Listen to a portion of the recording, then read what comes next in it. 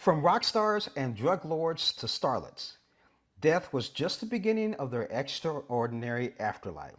Get ready for a fascinating look at some of the most mysterious deaths in history and often strange lives that precede them in Smithsonian's channels, The Curious Life and Death of. And we're catching up with the show host and medical historian, Dr. Lindsey Fitzharris. How are you? Hey, thank you. I hope your audience is up for a bit of a grisly chat right now. I'm definitely up for a good chat. So tell Yeah. us, first of all, how did this series get started? Well, I'm a medical historian. I wrote a book in 2017 called The Butchering Art, which is all about Victorian surgery and all the horrible things that we used to do before anesthesia and germ theory. And I think the Smithsonian Network was like, that's a girl with a healthy morbid curiosity and a strong stomach. She should host this show. And the show is really a hybrid. It's got forensic science, it's got a bit of true crime, and of course it's got history, which I especially love. So when you start talking about history, who are some of the characters we're going to be able to see in this series? So the first episode is on Lizzie Borden, who, if you remember, in 1892 allegedly took an axe and she killed her father and her stepmother.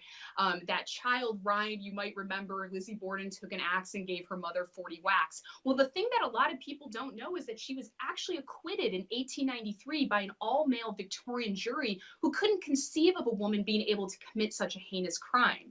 So one of the things that we do in the show is we have these ballistic gel bodies. You can see an example here. It's created by this guy named Chris Mills out in Los Angeles, and they react just like human bodies. So we can put them through ballistic tests. For instance, in the episode about Pablo Escobar, the cocaine king, we interview his son, who said that his father would never allow himself to be taken captive by the Colombian police, and so he thinks his father died by suicide. So we put these ballistic bodies through all those tests. And we autopsy them in the case of Brian Jones, the founding member of the Rolling Stones who died in the 1960s. And also with Lizzie Borden, I take a hatchet and I see just how hard it would have been to kill somebody with a hatchet. And let me tell you, it's pretty hard. I don't know. So some today's women's are pretty strong Yeah. with them going to the gym. So how Yeah. long is this series going to be? Sorry, can you say that again? I'm sorry, how long will this series be? So there's 6 episodes, and I always kind of split them into two. So we have the historical episodes. We have Lizzie Borden. We have Harry Houdini, who was at war with the spiritualists, these people who claimed they could commune with the dead, and he was hell bent on proving that they were frauds. And they predict the very day that he would die, which was Halloween 1926. And we also have an unknown child pulled from the wreckage of the Titanic. So those are the more historic episodes.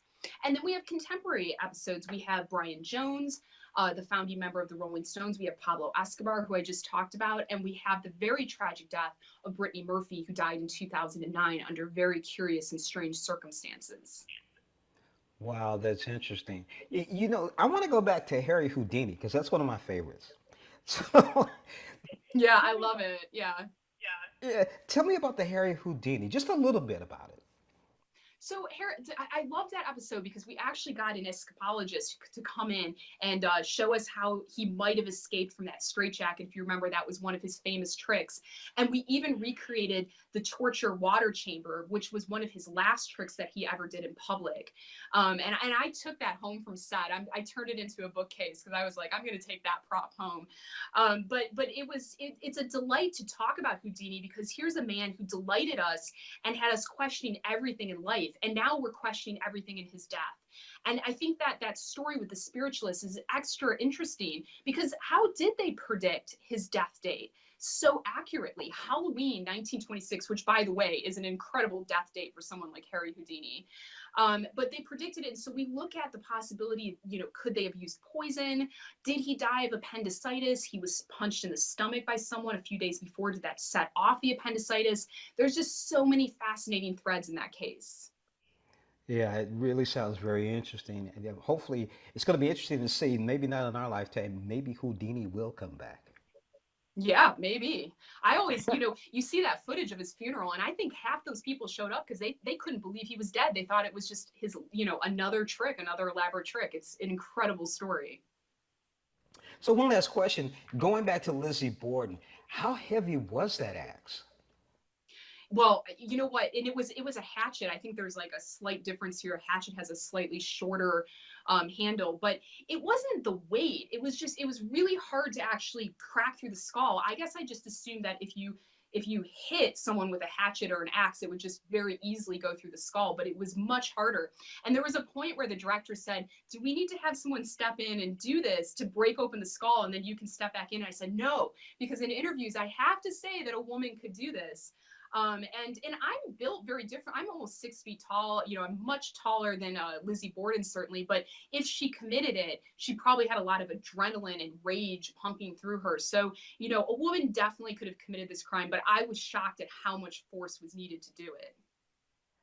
Wow. Dr. Lindsey Fitzharris, thank you so much for joining us on Morning Blend. I'm looking forward not only to the Lizzie Borden episode, but Harry Houdini.